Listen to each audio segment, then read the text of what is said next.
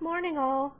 My name is Danielle, also known as the Queen Bee. Thanks for coming back to my channel, and if you're new here, welcome!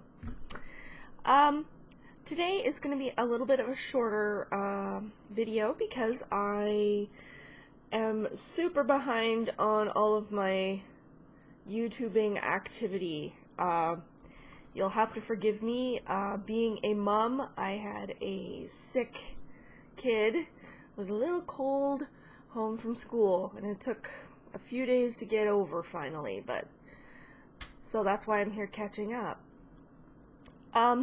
Today I have a couple of things to show you, and including some new goodies that I got that I'm really excited about. It's really fun. Okay, so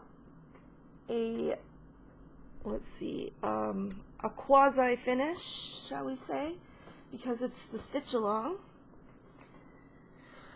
Here it is, the Caterpillar Cross Stitch Adventure Awaits. Sal. There it is. This month's installment was, whoa, my hand's on the wrong side. This cute little bit right here. There's a sailboat, a couple of really cute fishies, and South America. So this is like Brazil, and I'm really bad at my geography down here. Oh yeah, I think these are supposed to be the heads for Easter Island.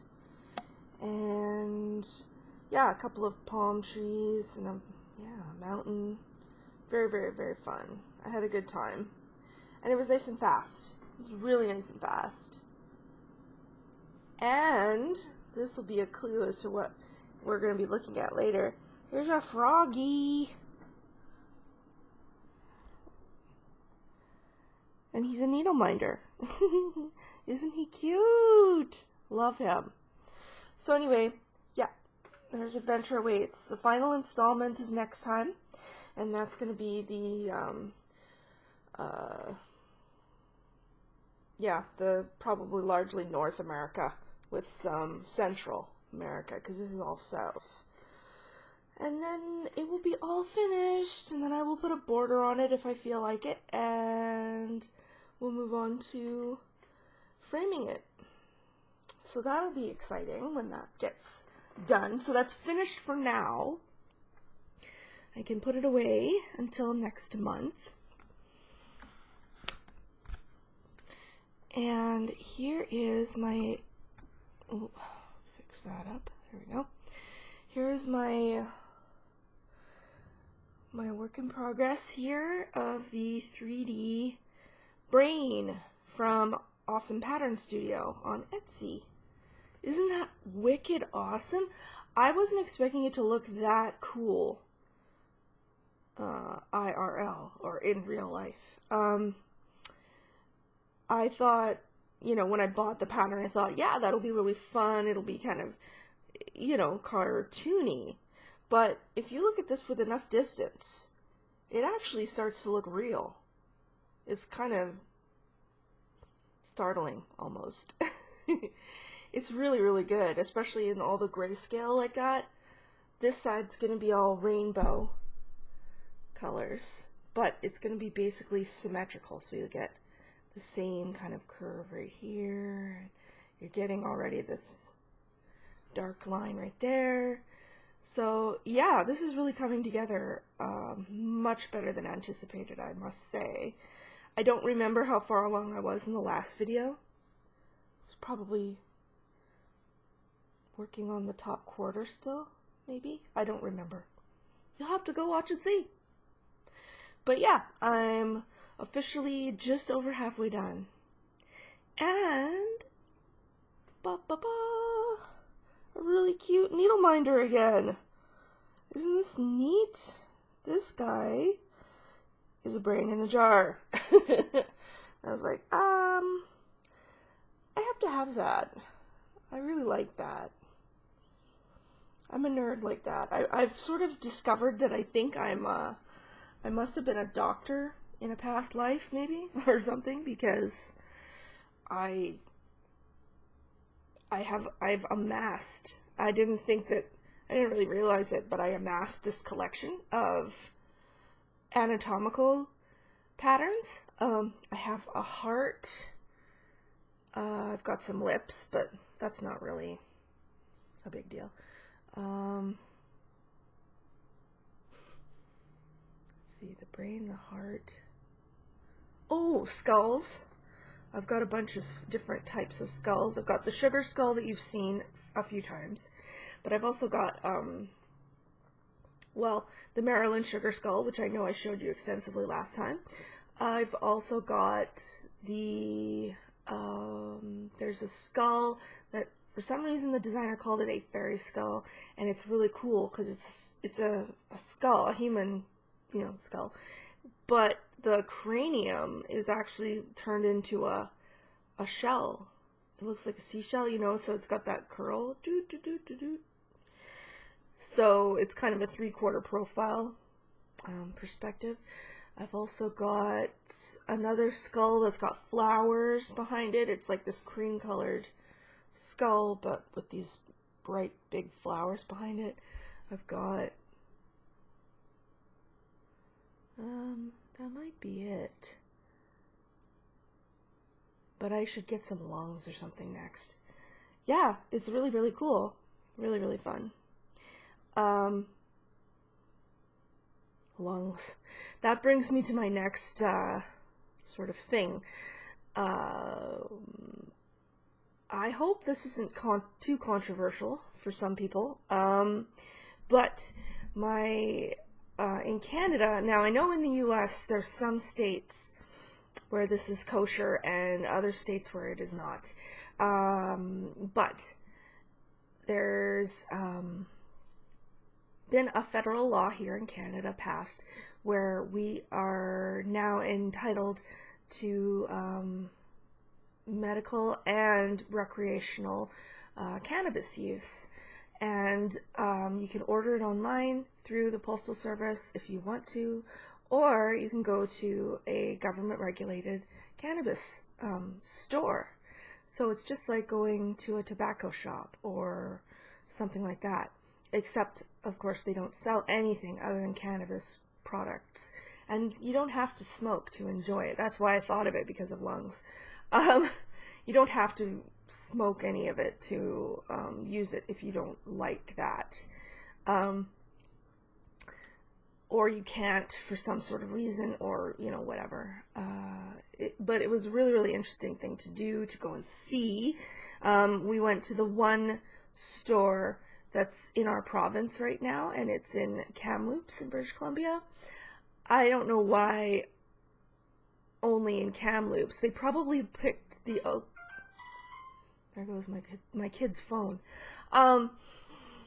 Probably they chose Kamloops because it's in the North Okanagan, and that's where a lot of marijuana grows, like a lot. We supply a lot of people, a lot of places. Anyway, but the fact that they didn't open at least one location in Vancouver is kind of crazy, because Vancouver's a pretty huge urban center. It's a port city. It's great big, but oh well, whatever. Kamloops is a lot more convenient for us because we live here. But anyhow, that's where I was on Tuesday, and that was interesting. So yeah, you learn a lot about like the names of strains and things. Like back in my day, it was just pot. It was all kind of the same. I know that, to me, I know that that's not true. There were always names. But anyway, I did buy some, and it did help with rest and relaxation. That's for sure. I felt sort of guilty because I bought it in joint form. So they're like little tiny cigarettes, I guess. That's the way they felt, because they actually do put a filter on them and everything. But they're not like cigarette filters. Cigarette filters are kind of spongy. They have that kind of stuff in the filter. But these, it's more like it's just there because it looks proper to have it there. Yeah, they're the only complaint that my husband had was the smell and how it kind of gets everywhere. And I agree, I don't really want to have the smell around the house, so I will in future buy either spray or capsules. So that was our big adventure on Tuesday. Plus we got to go and talk to one of my husband's lawyer friends who's got a new practice out there, so that was fun. But anyway, yeah, cannabis. That was supposed to be the air horn. I should insert the real sound. So, as we move on to more relevant things, I have a Needleminder collection that's emerging a bit here. Well, this one was free. Isn't this so cute? It's an M&M. I got it from... I will link everything below. But I believe this comes from Gina's Needleminders. Gina's Unique Boutique. I'm trying to think. Crap. I can't remember. But this one, I bought it because I thought it was a really fun little fairy door. Isn't it cute? It actually opens. It's got a little magnet just for the door. Which is cool because you can stick your needle in there if you're done with it, or like extra thread or something, and park it, which is fun. But then I flipped it around.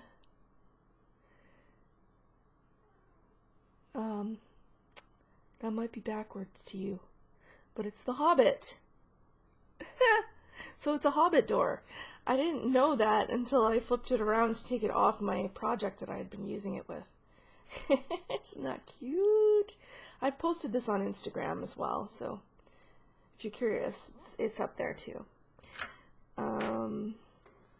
Now, to go with my brain in a jar, I got a phrenology Needleminder. It's a wooden one as well.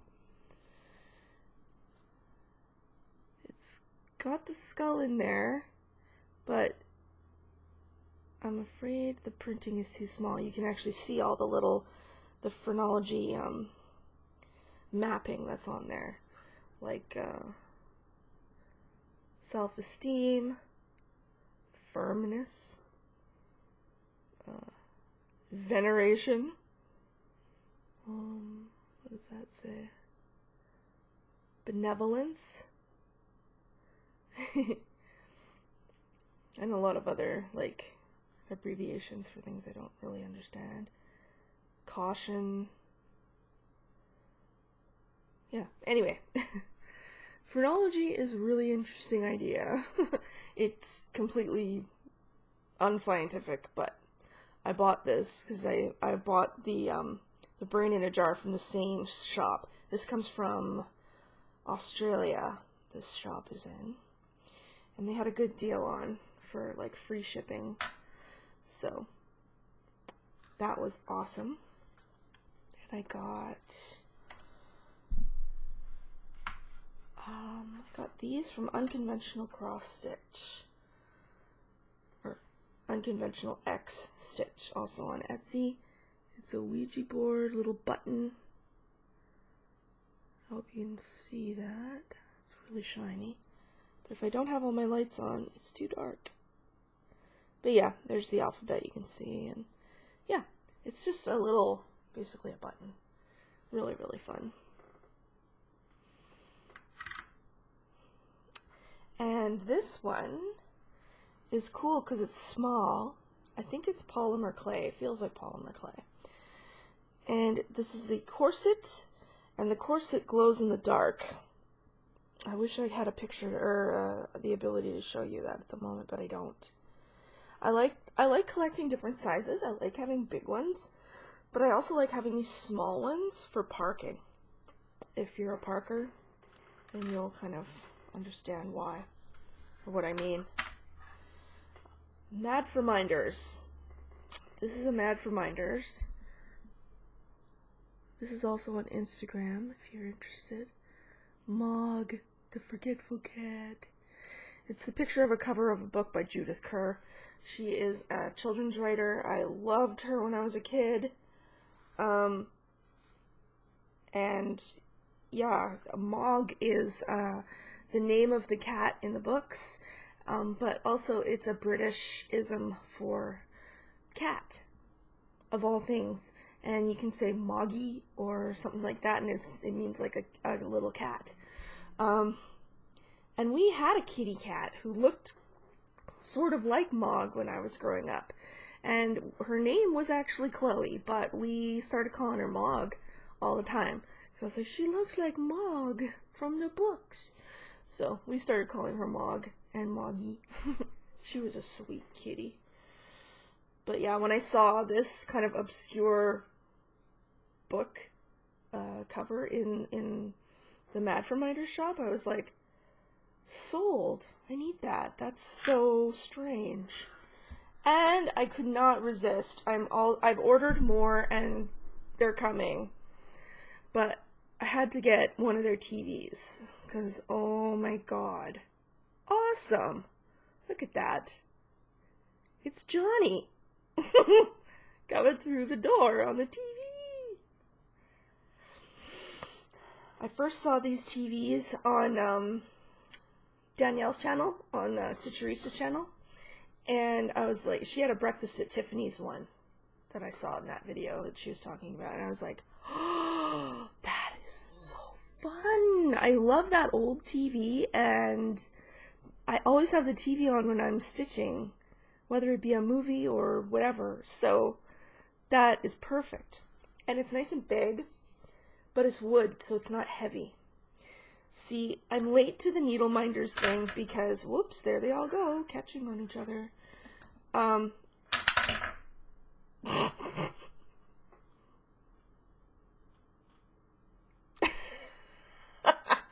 are some strong magnets right there.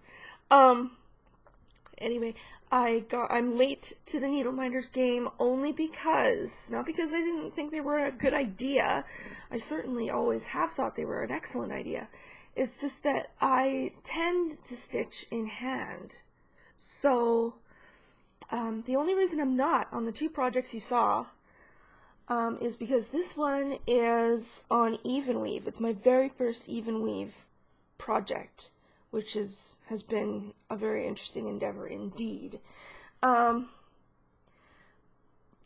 the other, the Sal, the reason it's not in hand is because it's, I decided to make it kind of a first attempt, really, using my Q-snap, and because I wanted it gridded and things, because it's a Sal, it's not something I can just sit down and work on. I thought, no, I better grid this and do it right, you know, because I don't want to lose my place and have issues with it as each installment comes out. So that's why I took the trouble to grid it and mark it with a pen and put it on my Q-snap. The only Q-snap I have is that one. Otherwise, I stitch in hand, like, all the time. And I thought, ugh, Needleminders, they're a good idea, but they're heavy. And I don't want to have that issue because I'm right-handed, so I stitch with my right. And I don't want my left hand to develop any kind of weird issues from holding on to something that's a little bit heavier. I know it sounds kind of fussy and silly, but I just don't want to suddenly realize when I'm a little older, oh, I have joint pain and I have issues on this side because of holding fabric and holding something that's a little bit heavier and putting a little bit more strain on my wrist and things like that. That would be the worst thing in the world to me, to start losing my hands, the ability with my hands. My grandmother's lost a lot of dexterity in her hands from age and just life being life, and it's made her very, very, very bitter and angry. She's a very different person now than she used to be because she can't relax and knit or crochet. Those were her two favorite things in the whole world, and now she can't really do them. So it's pretty devastating because it's such a simple pleasure, you know, and I mean, I know that we can all relate to that. So anyway, when I found some wooden ones and I ordered them just because I thought they looked fun, and if I never used them, oh well, they can go on the fridge or something. Then I got them and I was like, hey, these are pretty light. I'll try them in you know, one on the Q snap and one on the brain, and we'll see how it feels. And they've really not added any significant bulk that way, so I've yet to try one in hand. We'll see how that goes. But anyway, I've ordered a whole bunch of TVs, like a whole bunch. I think I'm gonna like have a pretty cool collection of TVs. Which brings me to my question for you guys. Do you have, if you all use Needleminders, which I'm assuming a lot of you do you have like a favorite way to store them? My thought was to get, I don't know, like a cookie sheet or something maybe a little easier to hang on the wall, so that I could just stick them on. That would be really a really cool way to kind of display them when you're not using them. And that way, you know, when you need one, you just pull one off and away you go. So that's my question. Do any of you have something that, you know, helps you store your Needleminders? Because I'm pretty happy with everything else. I just need to, right now I have them on this Mad for Minders postcard thing that came with my order for now, so that they don't all get all crazy lost or anything. But I've got a bunch more coming, and I need to do something cool with them. I'm thinking of putting like a cookie sheet, or maybe just for the moment putting them up here on there on the fridge. But anyway, that's it. I feel like I've gone on long enough about this. And I hope y'all are having a good day. I will definitely be back soon with unboxings and things like that. So you will see me soon. I promise. I feel bad for being late. Anyway, much love to you all. I will see you very soon. Have a good one. Bye!